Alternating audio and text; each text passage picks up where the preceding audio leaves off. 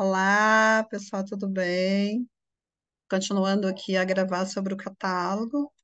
Aqui eu vou continuar falando sobre a psicoterapia, que foi no último vídeo que eu gravei. Eu falei sobre a psicoterapia, né? Sobre a regressão de memórias, regressão de vidas passadas, né? E expliquei aqui que dentro da psicoterapia a gente usa um monte de técnicas, não é só a regressão, não é só a hipnose, né? E às vezes a pessoa também tem algumas dúvidas. Algumas pessoas elas pensam que elas vão vir fazer uma sessão e que ela vai ficar hipnotizada, né? Ai, desculpa, barrei aqui.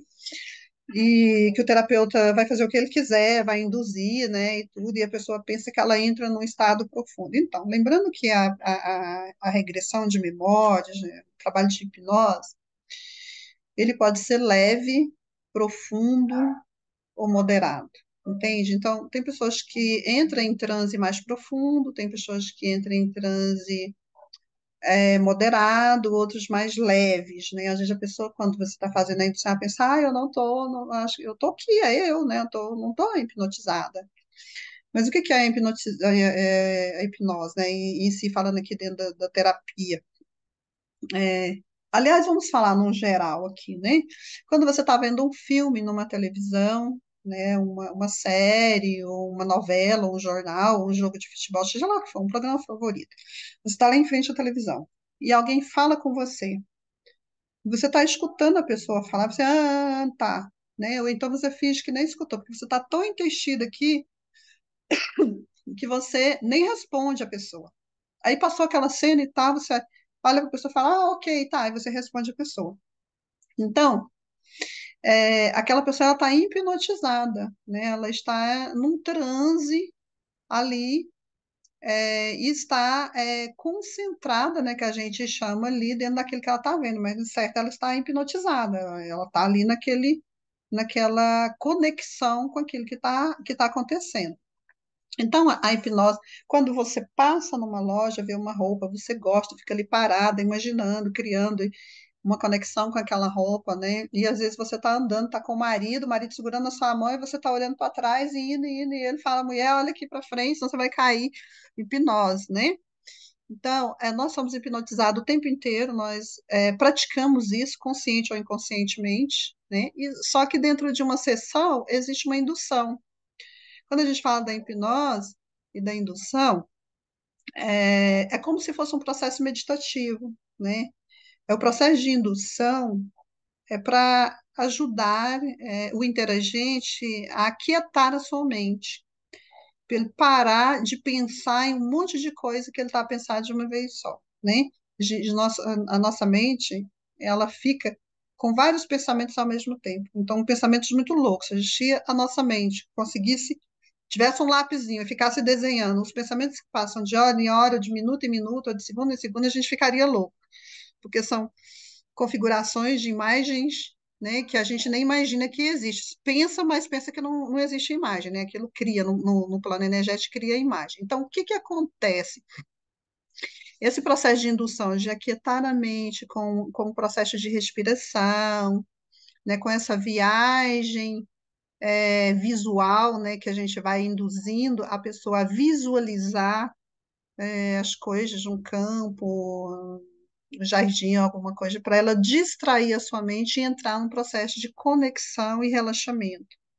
Quando nós estamos dentro de um processo de relaxamento com a nossa mente, fica muito mais fácil nós irmos direcionar a nossa mente para onde nós precisamos de resolver, para coisas que nós precisamos resolver, para ir aonde nós queremos ir, onde faz necessário.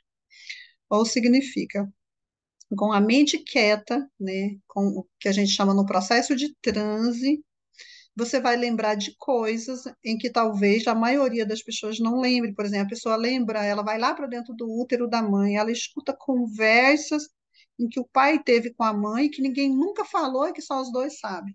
Entende? A pessoa, ela ouve. Por quê? Porque ela está num estado de transe e de conexão que ela consegue ir. Então, é o processo de relaxamento que faz com que a pessoa vá buscar essas imagens que se faz necessário para a cura do presente, do momento presente. Então, com aquele processo de transe, a gente deixa a pessoa viver aquela dor, ela vive aquela dor e depois a gente ajuda aquela pessoa a compreender aquela dor e passar pelaquela dor neutramente, tranquila, né? Ela resolve a forma em que ela vê aquela coisa, né? Aquele processo, aquela dor, tá? O que que pode ser essa dor? Pode ser qualquer coisa, né? É, pode ser um trauma de uma briga que ela presenciou com os pais, né, que depois a gente vem trazendo para cá e trazendo relacionamentos difíceis. Pode ser um amostelamento, né, que foi amolestada, um estupro, né? E lembrando, gente, que amolecamento, estupro, essas coisas não acontecem só com meninas, acontece com meninos. Eu pego muitos meninos, muitos homens que sofreram abuso sexual na infância, tá? E da mesma forma que as meninas, sempre acontece com pessoas próximas da família, amigos, parentes dos pais, ou pais de irmãos, de irmãs, é, e vizinhos, né? Então, assim, esse processo de abuso sexual, esse trauma, ele não é uma coisa feminina, só da mulher, tá? Então, é muito importante a gente compreender que, às vezes, os homens, eles sofrem muito com isso, porque eles escondem muito isso, né? Eles têm vergonha. Se a mulher tem vergonha, o homem tem muito mais, né? Então, o processo de regressão de memórias, de ressignificação de traumas, né? Que a gente usa aqui para ajudar a pessoa a se libertar dessa dor, né? Deixar essa dor ir, passar e ver de uma forma diferente, porque aqui e a gente trabalha também dentro da psicoterapia a capacidade de perdoar, o entendimento, porque o perdão, tem muitas técnicas do perdão que eu não acredito. Por quê? Porque eu, na minha visão, desde quando eu aprendi o processo, essa técnica, né, de psicoterapia, de ressignificação, em que eu entendi o benefício do perdão, que o perdão é um presente para mim, fica muito mais fácil a gente perdoar. Então, hoje eu compreendo coisas que eu não compreendi, e eu sei que o meu interagente também compreende, tá? O que que o nosso cérebro quer para perdoar alguém? Ele quer entender. Ele quer saber por quê, que a pessoa fala, por que que isso aconteceu comigo, né? Por que que foi comigo? Por que eu sofri desse jeito? Ah, por que que isso aconteceu? Que sempre acontece. Ela quer entender, o cérebro, ele quer uma justificativa para a dor. Por que aconteceu aquilo? Então, por isso, é muito importante. Quando você dá a chave, né? Quando você explica para a pessoa, quando ela consegue compreender o que aconteceu com ela, né, e que ela não é a única, né, ela compreende que foi daquele jeito, porque tinha que ver, e dentro da psicoterapia ela vai compreender isso, fica muito fácil de perdoar, entende? É muito mais fácil. Então, assim, eu acredito nesse perdão e que da justificativa da mente, da ressignificação. Eu acho que a gente só é capaz de perdoar uma pessoa de verdade quando a gente ressignifica esse trauma, quando a gente compreende esse trauma. De resto, a gente coloca embaixo do tapete. Olha, esses dias mesmo eu fazendo um trabalho do Sagrado Feminino, coisas que eu tratei há 8 anos atrás, eu descobri o que aconteceu aqui. É, eu descobri, fui fazer um trabalho aqui do Sagrado Feminino, de repente aparece aí uma imagem para mim. Falei, mas eu já resolvi isso, né? E depois veio aquela dor no coração. Eu falei, não, não resolvi, né? Eu não resolvi isso, né? E eu já tinha, achava que tinha resolvido, muito antes de ser psicoterapeuta e tal, né? Talvez a forma em que eu tratei, eu não usei a ressignificação, eu não justifiquei, eu não compreendi, né, o lado do que aconteceu, nem o meu, nem da outra pessoa, nem porque que aquilo aconteceu comigo.